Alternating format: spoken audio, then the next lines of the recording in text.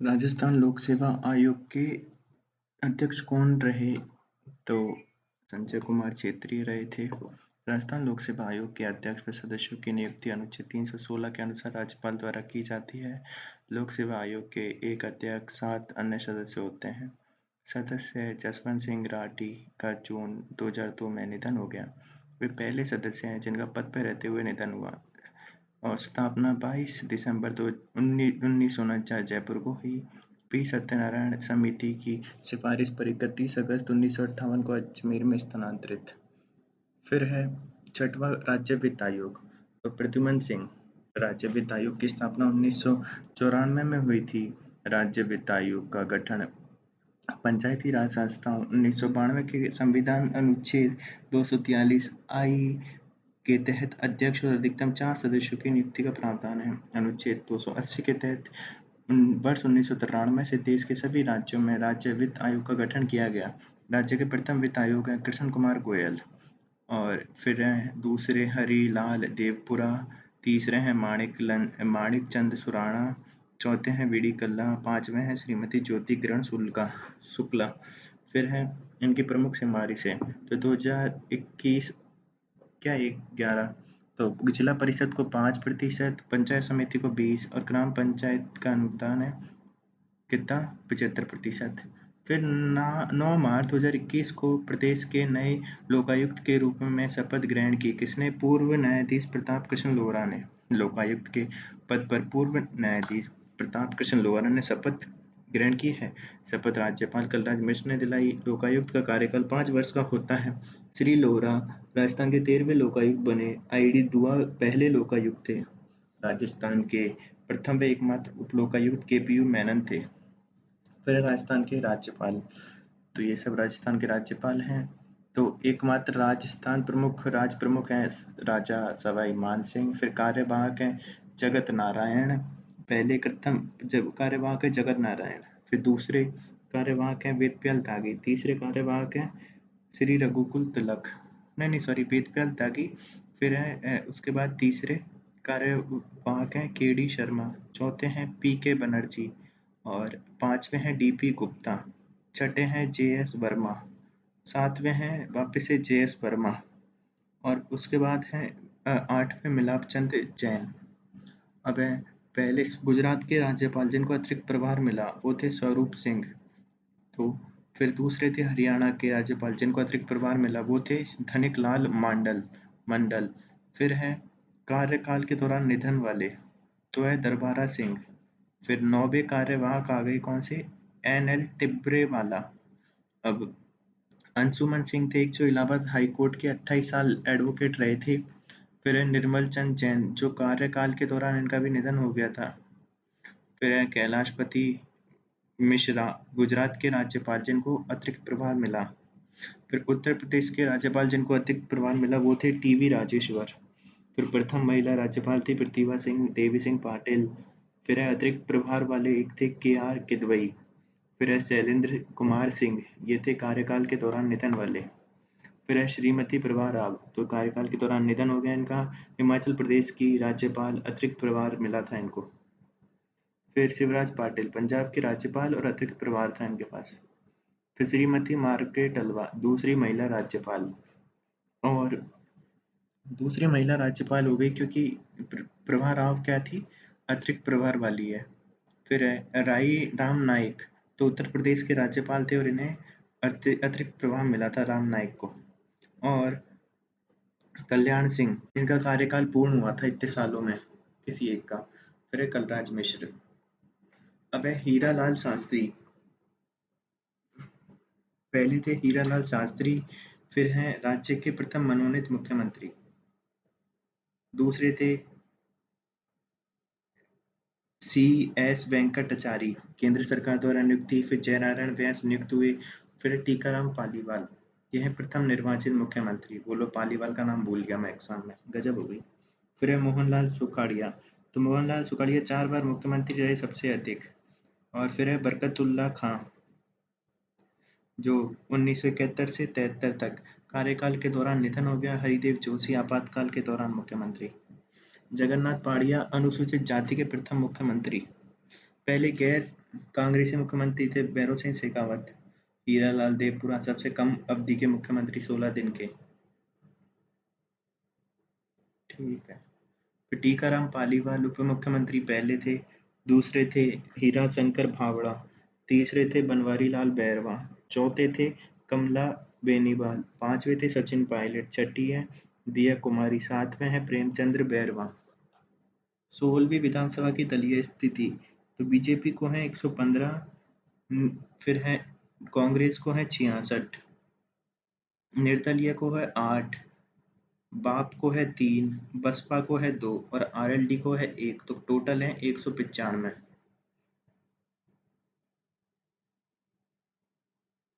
5 विधायक संसद बने हैं, जिनमें एक 3 कांग्रेस के हैं, बैट का 1 है और आरएलपी का 1 है। फिर राजस्थान की राज्यसभा से निर्वाचित सदस्य तो 10 हैं। घनश्याम तिवाड़ी भाजपा का, मदन राठौड़ भाजपा का, चुन्नीलाल ग्रासिया भाजपा, राजेंद्र गहलोत भाजपा, नीरज डांगी कांग्रेस, रणदीप सुरजेवाला कांग्रेस, प्रमोद कुमार कांग्रेस, मुकुल वासनिक कांग्रेस, सोनिया गांधी कांग्रेस। और अब ये रिक्त हो गई है सीट केसी वेणुगोपाल के कारण। राजस्थान के पुरस्कार व सम्मान। तो 12 जून 2024 को कृषि विपणन विभाग द्वारा कृषक उपहार योजना का प्रथम पुरस्कार किसे प्रदान किया गया? कृषक मंजीत पाल कोटा वाले को। तो कृषि विपणन विभाग द्वारा राजस्थान किसान पोर्टल पर राज्य स्तरीय ऑनलाइन लॉटरी निकाली गई। कृषि उपज मंडी कोटा के कृषक मंजीत पाल को कृषक उपहार योजना का प्रथम पुरस्कार 2.5 लाख रुपए प्रदान किए गए। फिर दूसरा पुरस्कार है 1.5 लाख का, जो है शाह मोहम्मद हनुमानगढ़ को प्रदान किया गया। फिर 22 अप्रैल 2024 को राष्ट्रपति द्रौपदी मुर्मू द्वारा प्रदान किए गए वर्ष 2024 के पद्मा पुरस्कारों में प्रदेश के किन नागरिकों को पद्मश्री पुरस्कार से सम्मानित किया गया? तो पहले है डॉक्टर माया टंडन। दूसरे हैं दिवंगत पंडित लक्ष्मण भट्ट तेलंग। तीसरे हैं जानकी लाल भांड। तो राष्ट्रपति द्रौपदी मुर्मू ने प्रदेश के 3 लोगों को, जिसमें है पहले चरण में पद्मश्री प्रदान किया। फिर डॉक्टर माया टंडन जीवन रक्षा प्रणाली जयपुर, दिवंगत पंडित लक्ष्मण भट्ट तेलंग ध्रुपदी गायक जयपुर, जानकीलाल भांड बहरूपिया कला।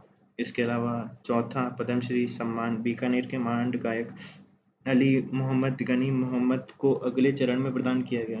फिर डॉक्टर राधेश्याम पारिक झुंझुनू जिले के नवलगढ़ निवासी और आगरा के प्रख्यात हेमोपैथी चिकित्सक राधेश्याम पारिक को पद्मश्री सम्मान प्रदान किया गया। उन्हें उत्तर प्रदेश राज्य से इस सम्मान हेतु चुना गया था। फिर मेहरानगढ़ म्यूजियम ट्रस्ट के मारवाड़ रत्न पुरस्कार 2024। तो 12 मई 2024 जोधपुर स्थापना दिवस पर प्रदत्त मारवाड़ रत्न महाराजा मानसिंह पुरस्कार गुलाब कोठारी राजस्थान पत्रिका। राव सिया सम्मान डॉक्टर भीमसेन सिंघल निदेशक बॉम्बे हॉस्पिटल। राव जोधा सम्मान राजेंद्र परिहार। महाराज प्रताप सिंह सम्मान तो लेडी हेलन हेमिलिन। फिर महाराजा हनुमंत सिंह सम्मान प्रोफेसर मनोज चौधरी को। पद्मश्री कोमल कोठारी सम्मान दिव्या भाटिया को।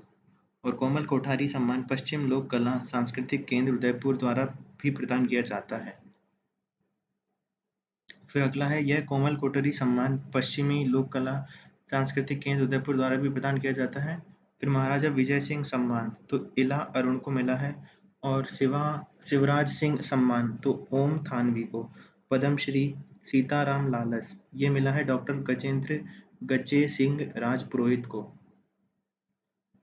फिर है जोधपुर स्थित जयनारायण व्यास विश्वविद्यालय द्वारा कैंसर के इलाज के लिए किस पौध पर अनुसंधान किया गया? तो हरड़ पे।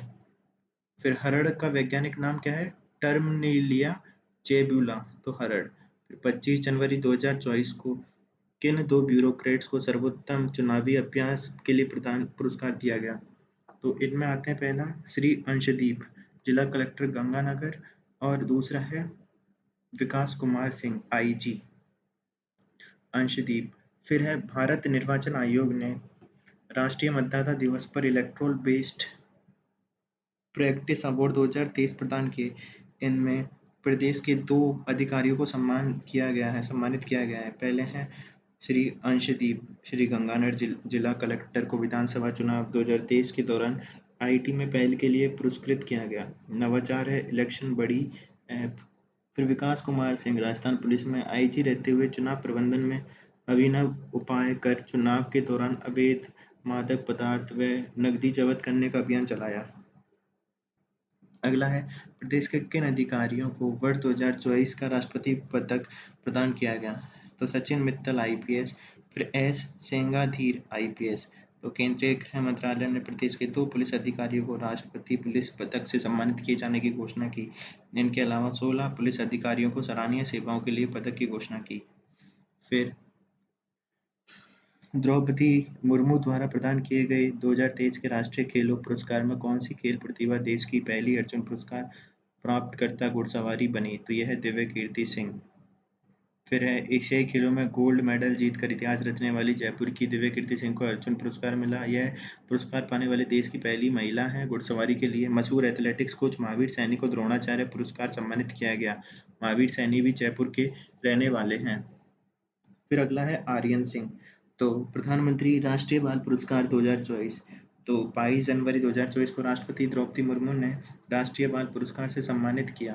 आर्यन कोटा के रहने वाले हैं। इन्होंने महज कम कीमत में IA संचालित रोबोट जो कि किसानों को बीज बोने, फसल काटने, जानवरों से फसल की सुरक्षा करने में सक्षम है। इनके मेरा साथी ऐप को केंद्र सरकार ने किसानों के लिए उपयोगी मानकर अपने कार्य में शामिल किया है। केंद्र सरकार ने आर्यन को मेरा साथी ऐप का ब्रांड एम्बेसडर भी बनाया है। फिर अगला है 3 दिसंबर 2023 को राष्ट्रीय दिव्यांगजन दिवस के अवसर पर प्रदेश के किस समाज सेवी को राष्ट्रीय पुरस्कार से सम्मानित किया गया। तो प्रशांत अग्रवाल नारायण सेवा संस्थान उदयपुर को।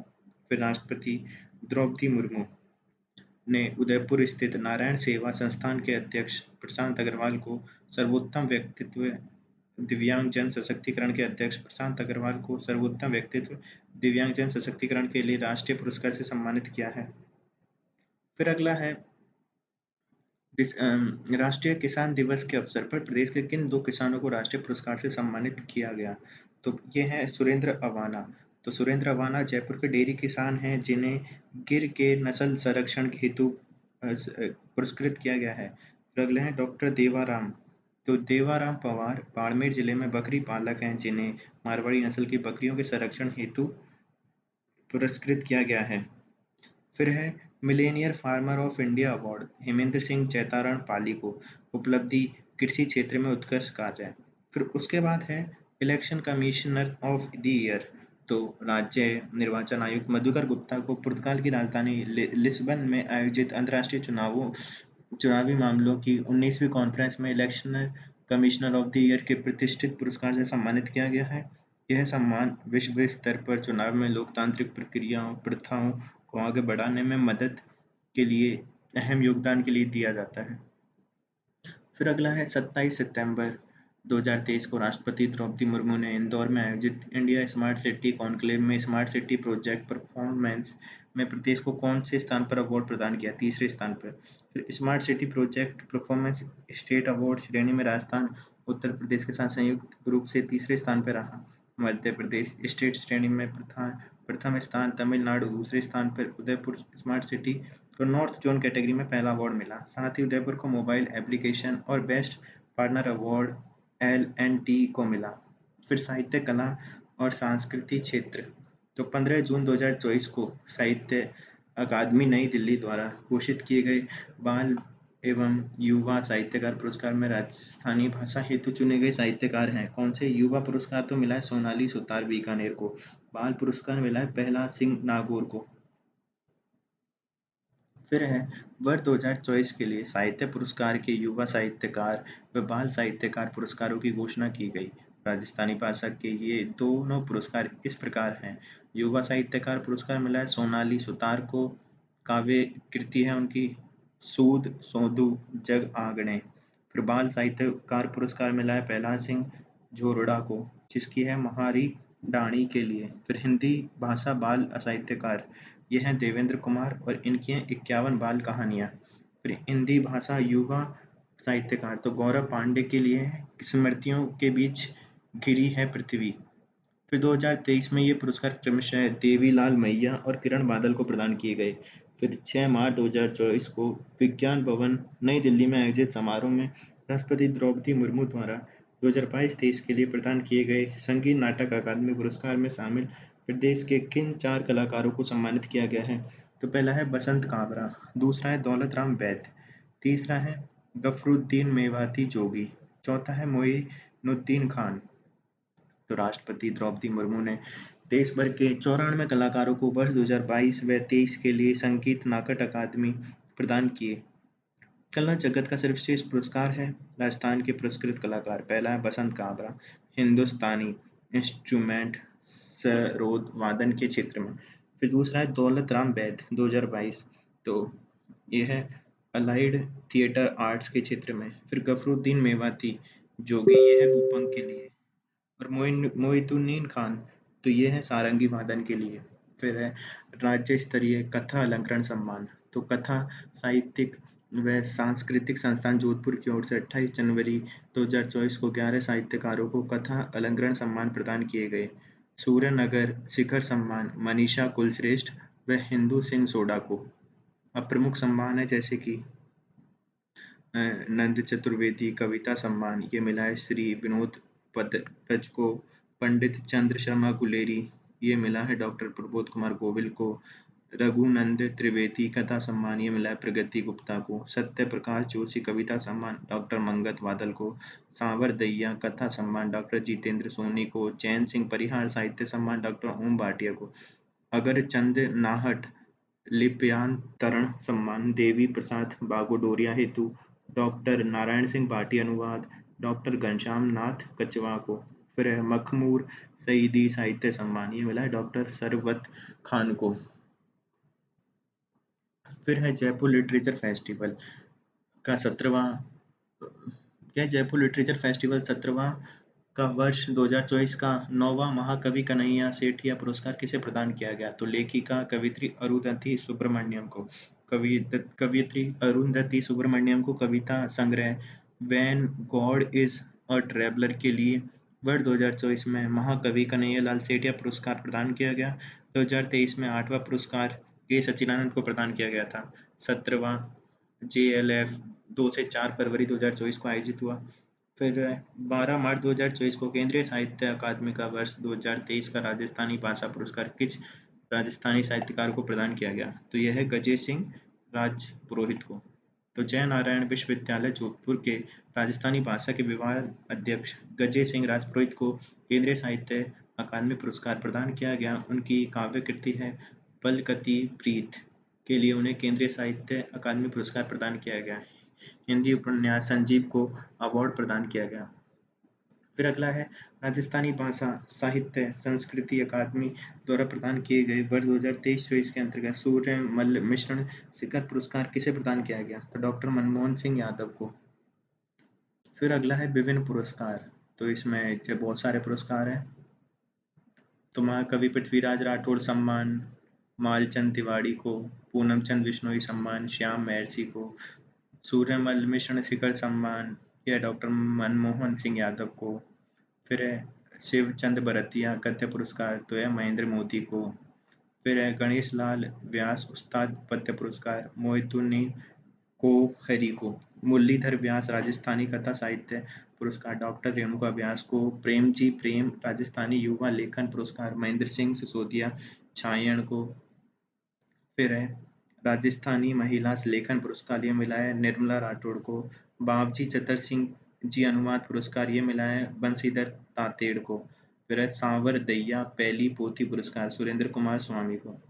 अकादमी के विभिन्न सम्मान जैसे प्रोफेसर कल्याण सिंह शेखावत राजस्थानी भाषा सम्मान, डॉक्टर तेज सिंह जोधा राजस्थानी साहित्य सम्मान, डॉक्टर माधव हाड़ा राजस्थानी संस्कृति सम्मान, डॉक्टर भूपति राम राम साकरिया राजस्थानी प्रवासी साहित्यकार सम्मान।